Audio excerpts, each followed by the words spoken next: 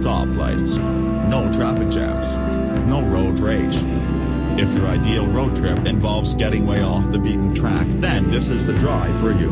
Canada's only all-season public road to cross the Arctic Circle, the Dempster Highway, is 740 kilometers, 458 miles, of unpaved road that traverses some of the most beautiful scenery on the planet. It starts near Dawson City and heads due north to Inuvik in the Northwest Territories.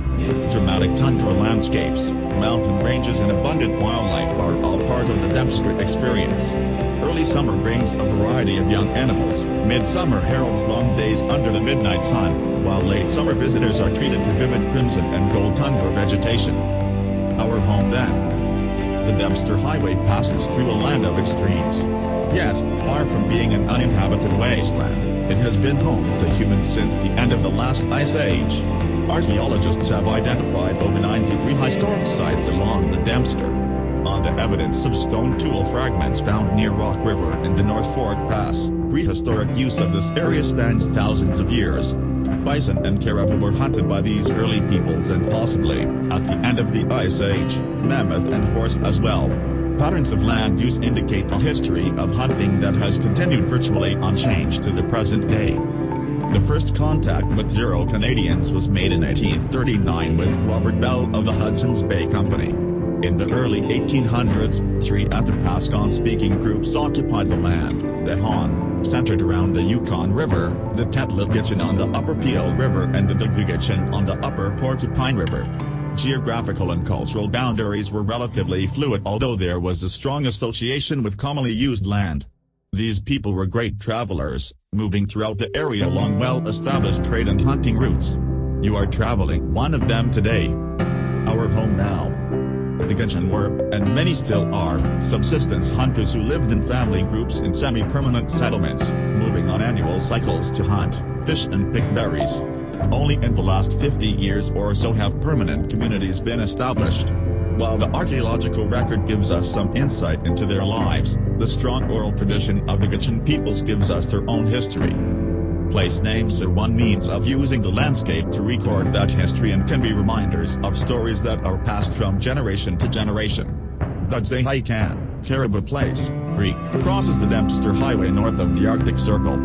Dudzeh is the Gwich'in word for caribou and refers to the porcupine caribou herd migration. Hunters from northern communities in Yukon and the Northwest Territories are still drawn here for the annual harvest. The Arctic Circle. You have reached the Arctic Circle, an imaginary line around our planet at 66 degrees 33 north latitude. It marks the southern limits of the Arctic, land of the midnight sun. The line is actually the edge of a band of 24-hour sunlight that stretches from the North Pole to here at midnight on June 21st, the longest day of the year in the Northern Hemisphere. 6 months later, on the shortest day, it is the edge of a huge shadow that blankets the Arctic. On June 21st, you would not see the sunset here. On December 21st, you would not see it rise. As you go farther north, the number of days that this happens increases. At the North Pole itself, the sun does not set for 6 months, from the spring equinox to the fall equinox. For the next 6 months, the sun does not rise. These seasonal extremes are due to the 23 degrees tilt in the Earth's axis. As the Earth circles the sun, the Arctic is alternately tipped toward and away from its influence at different times of the year. Although the Arctic Circle can be located, it cannot be properly observed from the Earth's surface. This is the result of sunlight passing through the atmosphere. Gases in the atmosphere act like a giant lens to refract or bend the sun's rays, making it appear higher than it really is. For this reason, the midnight sun can be seen from places like the top of the dome near Dawson, well south of the Arctic Circle.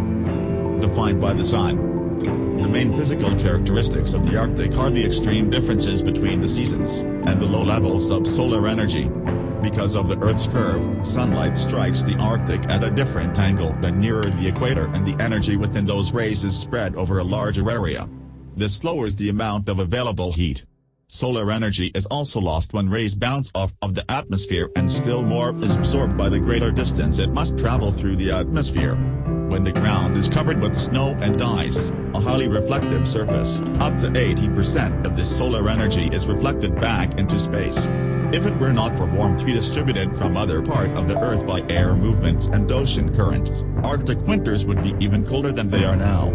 By summer, however, as much solar energy is received in one 24-hour sunlight period as is received at the equator during its 12-hour day. Plant growth is greatly enhanced during the brief Arctic summer.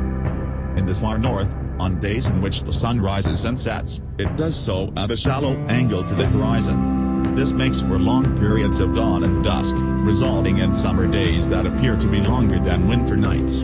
Summer visitors to subarctic destinations like Anchorage, Whitehorse, and Yellowknife delight in the experience known as white nights, when it is possible to read at midnight by natural light. The Arctic Circle is one of the two polar circles, and the most northerly of the 5 major circles of latitude as shown on maps of Earth. Its southern equivalent is the Antarctic Circle. The Arctic Circle marks the southernmost latitude at which, on the December solstice, the shortest day of the year in the northern hemisphere, the sun will not rise all day, and on the June solstice, the longest day of the year in the northern hemisphere, the sun will not set. These phenomena are referred to as polar night and midnight sun respectively, and the further north one progresses, the more pronounced these effects become. For example, in the Russian port city of Murmansk, just 3 degrees above the Arctic Circle, the sun does not rise for 40 successive days in midwinter. Its latitude depends on the Earth's axial tilt, which fluctuates within a margin of more than 2 degrees over a 41,000-year period, owing to tidal forces resulting from the orbit of the Moon. Consequently, the Arctic Circle is currently drifting northwards at a speed of about 14.5 meters, 48 feet, per year. The Arctic Circle is the southernmost latitude in the northern hemisphere at which the center of the sun can remain continuously above or below the horizon for 24 hours. As a result, at least once each year at any location within the Arctic Circle the center of the sun is visible at local midnight, and at least once the center is not visible at local noon. Directly on the Arctic Circle these events occur, in principle, exactly once per year, at the June and December solstices, respectively. However, because of atmospheric refraction and mirages, and also because the sun appears as a disk and not a point, part of the midnight sun may be seen on the night of the northern summer solstice up to about 50 minutes, 90 kilometers, 56 miles, south of the Arctic Circle. Similarly, on the day of the northern winter solstice, part of the sun may be seen up to about 50 north of the Arctic Circle.